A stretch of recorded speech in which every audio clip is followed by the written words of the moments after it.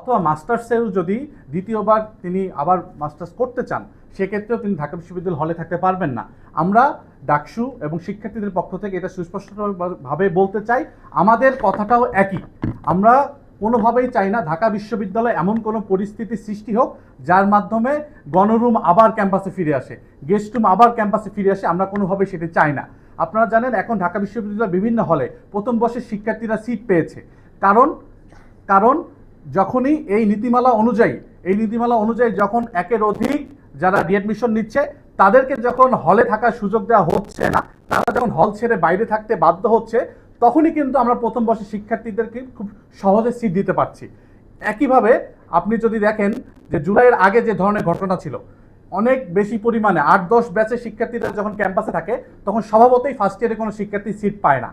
আমরা বিশ্ববিদ্যালয় প্রশাসনকে এই কনসার্নটি জানিয়েছি যে আজকে যেহেতু সিন্ডিকেট মিটিং আছে, এই মিটিংয়ে সিট বন্টন নীতিমালা, যে নীতিমালাতে শিক্ষার্থী বান্ধব, যে নীতিমালাতে প্রথম বর্ষের শিক্ষার্থীরা হলে আসা প্রথম বর্ষেই তারা হলে সিট পাবে, এটার নিশ্চিত করার জন্য অবশ্যই এই নীতিমালার মধ্যেই আপনাদেরকে থাকতে হবে। আমরা চাই না অনার্স লেভেলে 2 বছর, মাস্টার্সে অতিরিক্ত আরও 1 বছর মিলিয়ে 8 বছর ব্যাপী আপনি হলে সিট বরাদ্দ রাখবেন, এর মাধ্যমে নবীনদেরকে কোনো জায়গা দিতে পারছি না।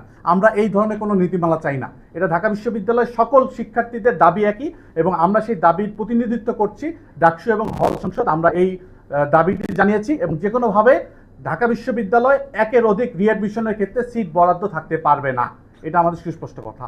একই সাথে দ্বিতীয় আরেকটি বিষয় যে আপনারা জানেন যে শাহবাগ থানায় ডাকসু হল সংসদ নেতৃবৃন্দ এবং ঢাকা বিশ্ববিদ্যালয় সাংবাদিক সমিতির সাংবাদিকদের উপরে যে ন্যাক্কারজনক হামলা হয়েছিল তা ইতিমধ্যে 2 মাস অতিক্রম করছে।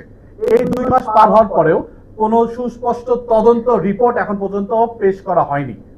আমরা এটা নিয়ে অনেক কনসার্ন যে 2 মাস পেরিয়ে গেছে, এখন পর্যন্ত রিপোর্ট পেশ করা হচ্ছে না। এবং একই সাথে যে আমাদের শিক্ষার্থী মাহমুদ, তার বিরুদ্ধে যে একটি মিথ্যা অভিযোগ ছিল, সেই মিথ্যা অভিযোগটি এর পিছনেও আরেকটি তদন্ত কমিটি হয়েছিল, সাইবার টিম।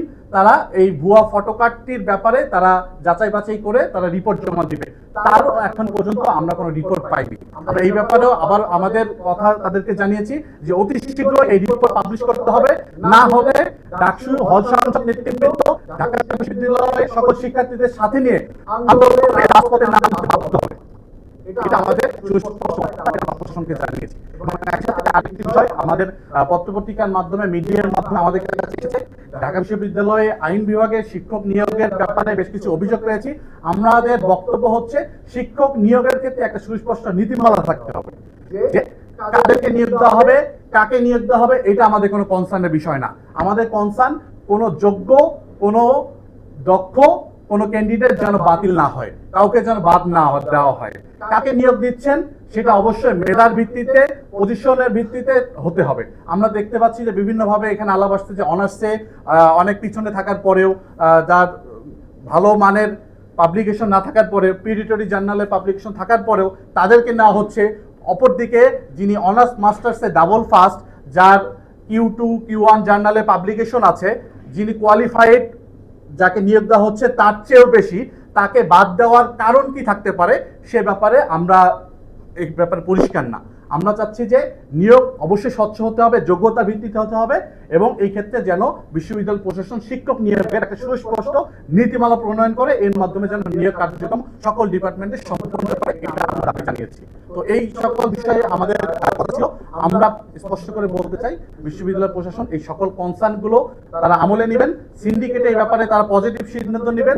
যদি এর কোনো ব্যত্যয় ঘটে, আমরা ঢাকা বিশ্ববিদ্যালয়ের সকল শিক্ষার্থীকে সাথে নিয়ে আমরা রাজপথে আন্দোলনে নামতে বাধ্য হব। ধন্যবাদ সবাইকে।